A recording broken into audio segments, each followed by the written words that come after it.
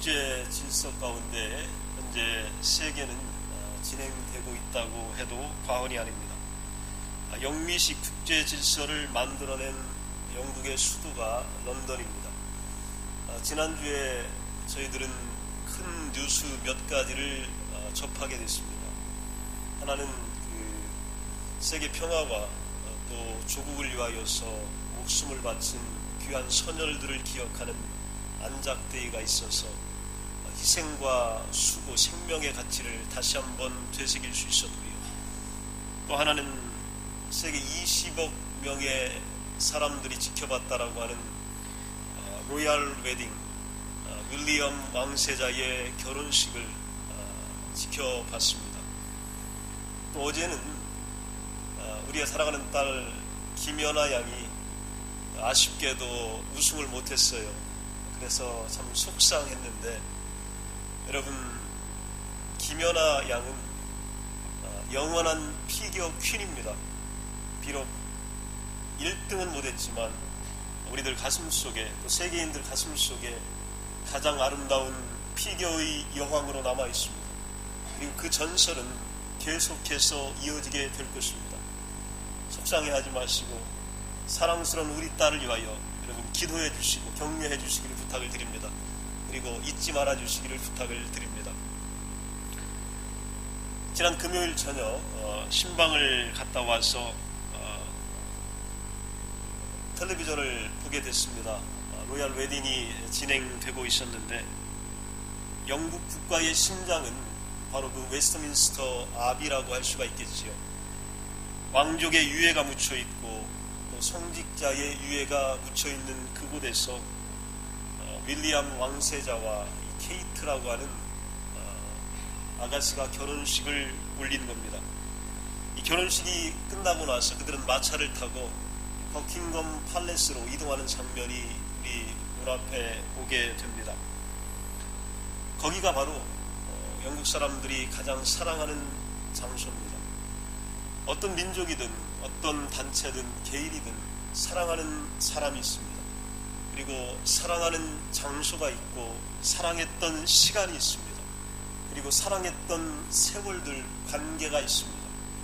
영국 사람들은 웨스트민스터 아비에서 출발해서 버킹엄 팔레스를 지나서 트라팔가 스퀘어에 이르는 그 화이트홀이라고 하는 거리를 가장 사랑합니다. 그리고 어떤 행사가 진행되더라도 이 스트릿을 진행하면서 많은 사람들이 함께 나누는 광경을 보게 됩니다. 거기에 보면 그 영국 총리가 사는 다우닝 10번지라고 하는 또 조그마한 스트릿이 있습니다. 거기에 두 개의 탑이 있습니다. 하나는 세노탑이라고 하는 기념비인데, 이 기념비는 영국을 위해 희생한 사람들 중에 유해를 외국에서 영국으로 보완하지 못하는 사람들이 있습니다. 현지 땅에 묻혔거나 외국 땅에 이미 장사되고 또 무덤이 된 경우, 또 여러 가지 사연으로 돌아오지 못하는 사람들을 위로하는 기념비가 있고요. 또 하나는 2차 세계대전 당시 여성들을 기념하는 기념비입니다. 세계대전 당시 세계에는 전쟁 중에 총과 포탄에 의해 죽은 남자들보다 이를 걱정하고 기도하며 또 함께 슬퍼했던 여인들이 더 많이 죽었다는 사실을 여러분들 아십니까? 이런 여인들을 기념하는 세계 2차 대전 여성 기념비가 바로 총리의 관저에 있습니다. 총리는 이 문을 드나들 때마다 반드시 오른쪽에 있던 왼쪽에 있던 그 중에 한 가지 기념비를 보게 되어 있습니다. 그러면서 조국을 위하여, 그리고 역사를 위하여, 자유와 민주 평화를 위하여 순결하게 희생된 사람들을 기념하며 이런 마음으로 국가를 경영하고 국가를 다스리려고 하는 다짐들을 하게 되는 것입니다. 영국에는 유명한 동상이 그 거리에 있습니다. 하나는 그 국회의사당 광장 옆에 있는 윈스턴 처칠경의 동상입니다. 나치 독일의 히틀러의 당당히 맞서 영국을 구한 2차 대전의 영웅입니다. 또 하나의 영웅은 1805년 넬슨이라고 하는 해군 제독이 있습니다. 이베리아 반도 끝 트라팔가 만에서 프랑스의 어마어마한 황제 나폴레옹의 연합함대와 건곤 일척의 해전을 벌여 세계 해전사에 길이 빛나는 승리를 거두고 대영제국의 건설의 꿈이 시작되게 만든 장본인이 바로 넬슨 제독인데, 이 넬슨 제독의 동상은 트라팔과 광장에, 그리고 윈스턴 처칠경의 동상은 웨스트민스터 아비 바로 옆에 자리 잡고 있는 것을 보게 됩니다. 미국 수도 워싱턴 DC에 가면 많은 기념관들이 있지만 그 중에서 가장 큰 기념관은 링컨 기념관으로 알려져 있습니다. 링컨이라고 하는 자동차 브랜드가 있고 또 지폐 등의 이름을 빌려주고 있는 대통령입니다. 미국인들은 이런 농담을 한다고 합니다. 하루도 링컨을 만나지 않고는 살 수 없는 나라, 그 나라가 바로 미국이라고 하는 나라입니다. 이 프랑스에 가면 유명한 개선문이 있습니다. 개선문 주변의 거리를 우리는 샹젤리제 거리라고 그렇게 이야기합니다.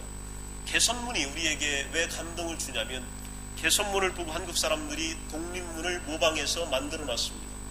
개선문 바닥에는 1차 대전 당시 무명의 참전 용사들의 무덤이 조성되어 있습니다. 이름도 모르는 존재들, 어디에서 죽었는지도 모르는 참전 용사들의 무명 용사의 무덤이 바로 그 바닥에 있고, 거기를 찾아오는 세계의 수많은 사람들, 또 프랑스 사람들은 거기에 헌화하며 그들의 넋을 기리고 조국을 위하여 희생했던 그들의 숭고한 애국심을 되새기는 귀한 곳이 바로 개선문입니다.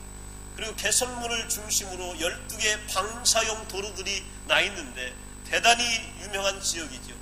이 지역, 이 도로의 이름에 이름을 붙였는데 이들의 이름이 누구냐면 전쟁을 가장 일선에서 지휘했던 지휘관 장군들의 이름을 붙여서 12개의 도로들이 이름 붙여져 있습니다. 여기가 바로 샹젤리제 거리, 여기가 바로 개선문, 그 앞에 있는 것이 바로 콩코드 광장입니다. 중국을 여행하셨던 분들은 천안문을 다들 가보셨을 겁니다. 중국 국경에 반나절만 머물면 반드시 가야 되는 곳이 천안문이라고 알려져 있습니다. 천안문에 가게 되면 누구를 막론하고 자금성을 둘러보기를 원합니다. 자금성에 들어가기 위해서는 큰 문을 통과해야 합니다. 그 문 위에 바로 걸려있는 큰 사진이 있습니다. 중국 건국 신화의 영웅 마오쩌둥이라고 하는 지도자의 사진이 걸려 있습니다. 그 사람을 싫어하든 좋아하든, 공산당을 싫어하든 좋아하든 누구나 다 그 사람 사진 밑으로 들어가야 자금성을 보게 되는 것입니다. 인생을 살아가는 동안 언제 또 어떤 상황에든지 특히 시련에 봉착했을 때에 우리는 기억하고 싶은 사람이 있습니다. 그리고 다시 찾아가고 싶은 장소가 있습니다. 그리고 만나고 싶은 사람들이 있습니다. 그리고 그 어려웠던 순간에 나를 도와줬던 기억들이 있습니다. 오늘 어린이 주일, 우리가 가장 귀한 순간에 하나님의 섭리를 묵상하는 것이 성도들의 의무입니다. 이사야 26장 12절에 보면 우리가 한 일들조차도 모두 주께서 우리를 위하여 주신 것입니다 라는 말씀대로 교회와 하나님을 믿는 모든 성도들은 하나님의 자비로운 섭리의 손길에 의하여서 인도되어져 왔고 앞으로도 인도될 것을 믿어야 될 의무가 있습니다. 마치 조국의 유명했던 장소를 기억하듯이, 나를 위하여 희생했던 위대한 영웅들을 내가 기억하듯이 우리 믿는 사람들은 하나님이 나를 어떻게 도와주셨는지, 그리고 가장 어려운 순간에 내가 이렇게 기도했을 때에 하나님은 나를 이렇게 도와주셨다라고 하는 이러한 감사의 고백들은 의무가 되는 것입니다. 경건한 성도는 자신이 경험했던 하나님의 특별한 섭리에 대한 기억을 늘 귀한 보물처럼 소중하게 간직해야 합니다. 청교도 시대의 아주 유명한 목사님이었던 리차드 백스터는 성도의 영원한 안식이라는 책에서 이렇게 말씀합니다. 그리스도인이라면 하나님의 귀한 은혜를 체험한 경험을 꼭 책이 아니더라도 마음에 기록해야 된다. 그때 일을 떠올리며 곰곰이 생각만 해도 은혜로울진데 하물며 하나님의 은혜를 실제로 경험하면 얼마나 은혜롭겠는가. 이런 말을 우리에게 남겼습니다. 여러분, 생각만 해도 좋은데 오늘 그 전에 했던 생각을 오늘 또다시 경험할 수 있다면 얼마나 좋겠습니까? 오늘 십자가에서 여러분을 위하여서 생명의 피를 흘리신 예수님은 오늘 여러분이 기도하실 때 그 기도를 또 들어줄 줄로 믿습니다. 오늘 여러분이 가장 어려운 순간에 기억하고 싶을 때 예수님을 찾으면 예수님은 언제든지 여러분의 친구가 되어주시고 위로자가 되어주시고 오늘 부모님이 되어주셔서 여러분의 가정과 자녀를 지키게 되고 여러분의 믿음과 신앙을 지키는 유일하신 구세주가 되실 것을 우리들에게 약속해 놓고 계십니다. 출애굽기 17장 14절 이하에 보게 되면 모세는 하나님의 지시에 따라 기도의 힘으로 아말렉을 물리친 사건에 대하여 기록했을 뿐만이 아니고 제단을 쌓고 그곳 이름을 여호와 니시라고 칭합니다. 이 말의 뜻은 하나님은 나의 깃발이다 하는 뜻입니다. 이길 수 없는 전쟁이었습니다. 그러나 기도의 능력으로 이겼던 전쟁입니다. 아론과 훌이 일치하며 하나님께 기도하며 연합의 전선을 구축했던 그곳에서 모세는 하나님을 기억했습니다. 그리고 하나님은 나의 깃발이라고 그렇게 기록했습니다. 에스더 9장 28절에 보게 되면 각 집에서 이 날을 대대로 기념하여 지키되 유대인 중에서 패하지 않게 하고 그 자손 중에서도 기념함이 패하지 않게 하였더라. 이 말은 불임절을 제정해 하만의 계략에서 구원을 얻은 사건을 영구히 기념하는 것입니다. 민족이 몰살당할 위기에 있었습니다. 모략 가운데 있었습니다. 그러나 하나님은 역전의 대드라마를 펼치셨고 연출하셨습니다. 그리하여 하만이 달려야 할 그 지팡이에 모르드게가 달려야 할 그 지팡이에 원수 하만이 달리는 어마어마한 사건을 보여주셨습니다. 시편 70편에는 이런 부제가 붙어 있습니다. 다윗의 시로 기념식에서 인도자를 따라 부르는 노래다. 즉 기념식이 있을 때마다 이스라엘 백성들은 이 노래를 불렀습니다. 하나님이 어떻게 우리를 도와주셨는지 기억했습니다. 오늘은 특별히 어린이 주일입니다. 오늘 하나님께서 우리에게 주시는 말씀의 핵심은 바로 이겁니다.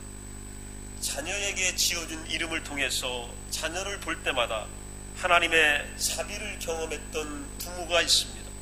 사무엘상 오늘 1장 19절 20절 본문에 보면 사무엘의 어머니 한나는 남편과 함께 매년 제를 드리러 올라갈 때마다 작은 겉옷을 만들어 세마포를 만들어 사무엘에게 가져다 주곤 했습니다.